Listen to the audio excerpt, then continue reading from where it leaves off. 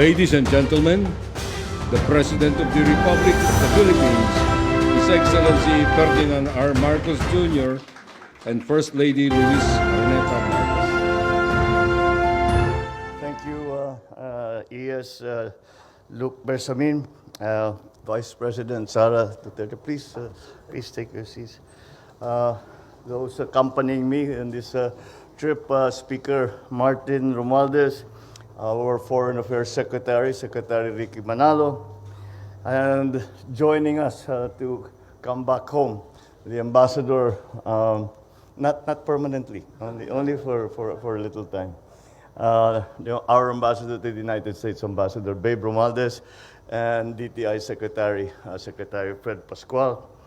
Also with us was House Deputy Speaker Ralph Recto, and our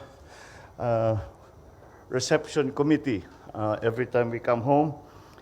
First of all, Pasay District Representative Antonino Calixto, and Pasay City Mayor Imelda Calixto Rubiano. The AFP Vice Chief of Staff, Lieutenant General Arthur Cordura, and the Major Service Commanders. Yung ibang commander natin, ang CS natin na iwan pa sa state at meron pa silang tapusin ng mga detalye na aming nasimulan. And the PNP Chief, General Benji Acorda, Philippine Coast Guard Commandant Admiral Gavan, and of course, the First Lady Lisa Araneta Marcos. All my fellow workers in government, ladies and gentlemen, good evening. I have just concluded a 6-day visit to San Francisco, Los Angeles, in California, and in Honolulu, Hawaii.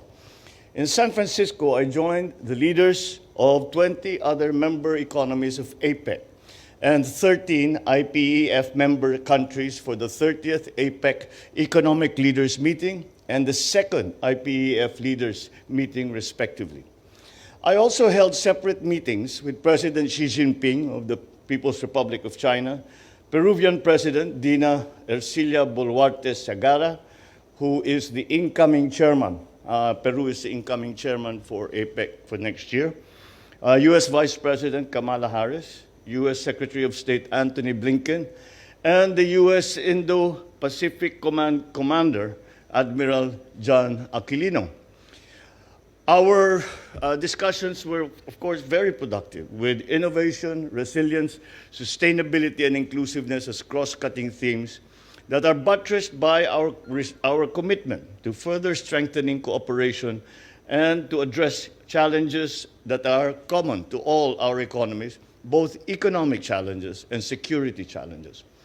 These reinforced my discussions with leaders during the APEC Economic Leaders Meeting, in which I pushed for our priorities in clean, renewable, and just and accessible, affordable energy, food security, health systems, digitalization and digital transformation, and digital inclusion of MSMEs, and of course, climate action through regional cooperation. We identified concrete ways forward, as reflected in intergovernmental agreements concluded during the visit. One of the most important is the signing of the so-called 123 Agreement, which is a civil nuclear cooperation agreement with the United States. This paves the way for potential nuclear power projects with American providers, as well as for streamlining licensing requirements for the private sector with respect to investments on nuclear-related intangible transfers of technology, while ensuring the highest standards of safety, security, and safeguards. This will bring us closer to our vision of a more energy secure and green Philippines. We must commend both teams, both from the Philippines and the United States, because it is my understanding that this 123 agreement that the U.S. has signed with the Philippines was done in the fastest time that a 123 agreement has ever been done. And that is why we have to congratulate both teams and for a job well done, and thank you to the United States for the support in this matter. We signed on to the IPEF supply chain agreement. It will serve as an important mechanism to improve supply chain transparency and to enable sustainable industry development, with respect to critical sectors and critical goods. It will also enhance the role of workers and the promotion of labor rights. The agreement provides a framework for mobilizing sustainable investments and technologies and knowledge transfers from IPEF partners, including the United States, to the Philippines. I also met a number of US companies that are looking to enter Philippine markets, as well as further expand those that have an existing presence and operations in our country. Among them, since we were in San Francisco, we met with leading technology companies and investors from Silicon Valley. Our discussion focused on our vision of technological inclusivity and shared growth. So I look forward to the continuing collaboration between our agencies and these companies as we adapt to emerging technologies such as the generative AI to ensure that our regulatory framework and workforce development programs are responsive. Embracing the use of advanced technologies in the Philippines, we concluded a number of public, private, and private sector agreements with US companies. The DOST and ATMO, are partnering on an AI-powered weather forecasting system that will help the Philippines build resilience to climate change. Astranis and Orbits Corp have joined forces to bring reliable internet connectivity to underserved areas in the Philippines. This $400 million partnership will be a catalyst for economic growth and digital transformation in the energy sector. Essentially, what that project is about is that now the Philippines is launching a satellite dedicated for the Philippines alone. And this is for communication, and this will increase the coverage of our internet providers. And by the way, we named the satellite Aguila. In the energy sector, UltraSafe Nuclear Corporation and Meralco are undertaking pre-feasibility studies on micro-modular reactors. This partnership is a significant step towards exploring clean and sustainable energy options for the Philippines. The energy sector is a cornerstone of the country's industrial growth and development, and the government is continuing to be committed to finding ways to reduce greenhouse gas emissions and to increase resilience to climate change.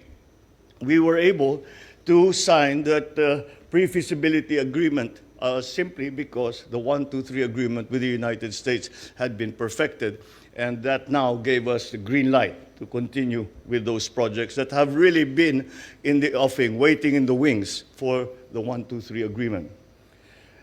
In the pharmaceutical sector, Lloyd Laboratories and DifGen Pharmaceuticals have formed a joint venture for the product development and export of pharmaceutical products to the US.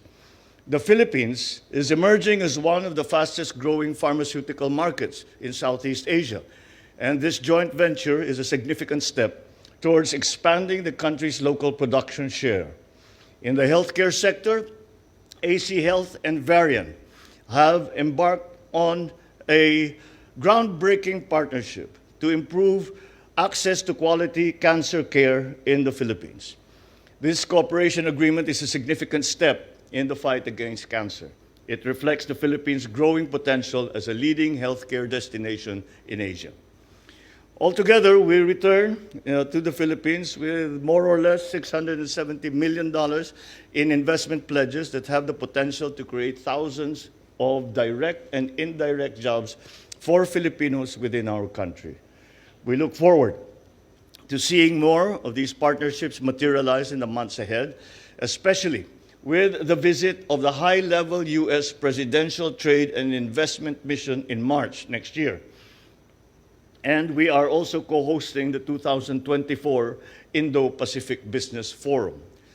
Just as an explanation, the high-level business delegation that is coming is a delegation that was formed by President Biden himself, and upon the request of the Philippines to explore the different opportunities for investment and for operations here in the Philippines, especially in the targeted sectors that we have been speaking about. And this is, in fact, a new feature, as there has never been a presidential high-level delegation to any country before. And that is, again, because of our continuing strong partnership with the United States. Of course, my visit would not have been complete without engaging with our kababayans in the Filipino communities around the cities where we visited. I had the great pleasure to meet about 1,000 of our kababayans in each of the 3 cities that we stopped at, including those from neighboring states, all the way from Alaska, Arizona, Nevada, Oregon, Texas, Washington State. They came all the way to be with us both in San Francisco and in Los Angeles. As ever, I thank them for their valuable contributions to their communities in the Philippines and in the United States, including the political achievements of some Filipino Americans. The good words said of Filipinos around the world makes me once again proud to be a Pinoy. I encourage them to unite and to work with us towards building a stronger and more resilient Philippines, tungo sa isang bagong Pilipinas.